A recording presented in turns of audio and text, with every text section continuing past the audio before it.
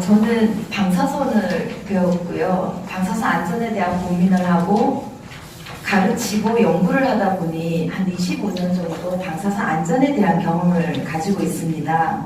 그러다 보니 오늘 저는 발제자와 다른 토론자들과는 좀 다른 지능의 이야기, 다시 얘기하면 에너지 기본법과 8차 에너지 수급 계획의 문제점에 대한 발언을 하고자 하는 게 아니라 지금 이 시기에 가장 중요함에도 불구하고 놓치고 있는 안전에 대한 부분을 언급을 하고, 그 안전이라는 것은 잘 아시겠지만 헌법에서 지향하고 있는 위험으로부터 국민을 보호해야 되는 정부의 주요 의무인 기본적 권리를 침해당하고 있고, 그 문제에 대한 오류를 공유를 해서 국회의원님들께서 국민의 안전을 확보하는데 좀 역할을 해주십사 하는 의미에서 저는 안전에 대한 말씀을 좀 드리고자 합니다. 아마 오늘 주요 발제하고는 좀 다른 패턴이라고 보시면 될 것 같습니다. 이미 김기수 변호사님께서 말씀을 하셨지만 우리나라의 원자력 발전은 에너지 안보를 위해서 유일한 에너지원이죠. 정치적인 국가의 어떤 국가마다의 문제점이 생겼을 때 에너지 안보가 결국은 경제 지표와 직결되고, 그 경제 지표라는 것은 글로벌화된 이 시대에 있어서 국가의 경쟁력을 나타내는 주요 지표입니다. 그러다 보니 지금 최고 통치권자께서 탈원전 정책을 실현하겠다고 하는데도 불구하고 그것이 문제다라고 하는 오늘의 이 발언들은 저를 포함해서 매우 부담스럽고 또는 용감한 발언이라고 저는 생각을 합니다. 그럼에도 불구하고 국가의 경쟁력을 내어주지 못하겠다라는 그 다짐, 사명감 때문에 이런 발언들을 하시는 게 아닌가라는 생각이 드는데요.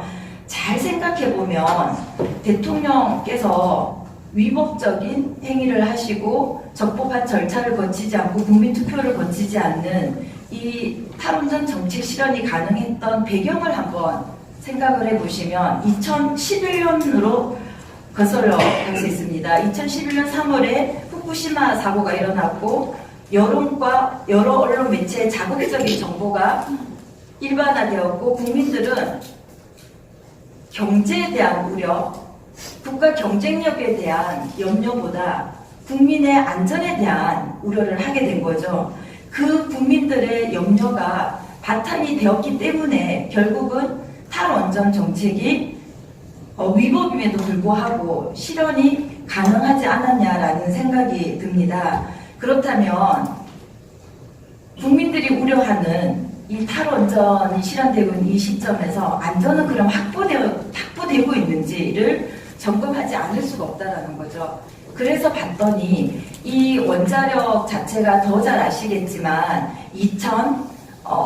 1950년도 우리나라 경제 GNI가 한 67달러 이때 시작했던 이 원자력에 대한 정책이 1958년도 원자력법을 제정하면서부터 본격화가 되죠. 그리고 70년도부터 이제 고리 1호기가 상용화가 되면서 지금 2016년까지입니다. 작년 탈원전 정책이 펼쳐진 것까지는 포함하지 않겠습니다만 약 3만 부를 바라보는 경제 성장을 가져왔습니다. 그 사이에서는 많은 국민들께서 원자력 안전에 대해서, 탈원전에 대해서 생각지도 못했습니다. 왜냐하면 너무나 안전하게 대한민국의 경제 지표를 상승시켜주고 안전했던 에너지원이기 때문이죠. 그런데 2011년 후쿠시마 사고를 보면서 제가 말씀드리고자 하는 내용이 가지고 계시는 자료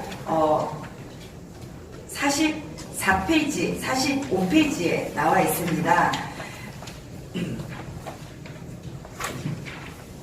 정치적으로, 독립적으로 안전이 확보돼야 되겠다. 그래서 2011년도, 1958년도 만들어진 원자력법이 원자력안전국가진흥법으로 분리가 됩니다. 왜냐하면 안전이 너무나 중요했기 때문에. 그리고 2014년부터 원자력안전법에 대한 개정은 제가 곧 말씀을 드리겠지만 급격한 신설 개정이 이루어지고 있습니다.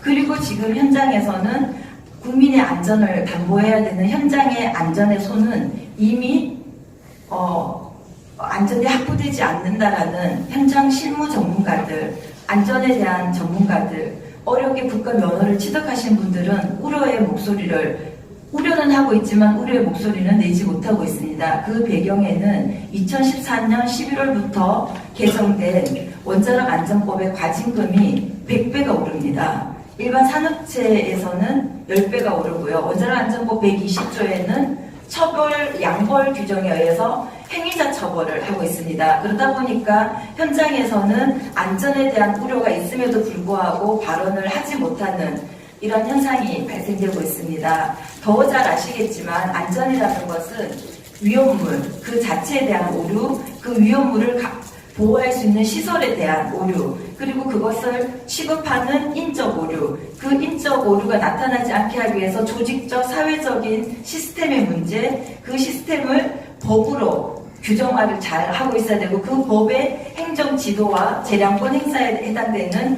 행정처의 전문성과 실효성이 매우 중요합니다. 그런데 이것이 무너졌다라는 말씀을 드리고 싶습니다. 그 무너진 이유에 대한 배경은 45페이지에 있는 2011년 7월 25일 원자력위원회 설치 및 운영에 관한 법률에서 46페이지에 보시면 이 위원들은 원자력 안전에 관한 식견과 경험이 풍부한 사람 중에서 임명을 하거나 위촉하도록 되어 있습니다. 그러면서 환경과 공공안전 법률, 인문사회 등에 대해서 이바지할 수 있는 전문 인사가 골고루 포함되도록 되어 있고요. 그런데 불행히도 10조에 보시면 46페이지 각 주에 제가 표현을 해놨습니다. 10조 결격사유에 보시면 1항 4, 5, 5에서 최근 3년 동안 원자력 분야에서 근무를 하였거나 연구를 한 사람들은 배제하도록 되어 있습니다. 그러다 보니 최근 1년 안에 어떤 일이 일어났는지 아시는 분들은 이미 언론을 통해서 보셨을 겁니다.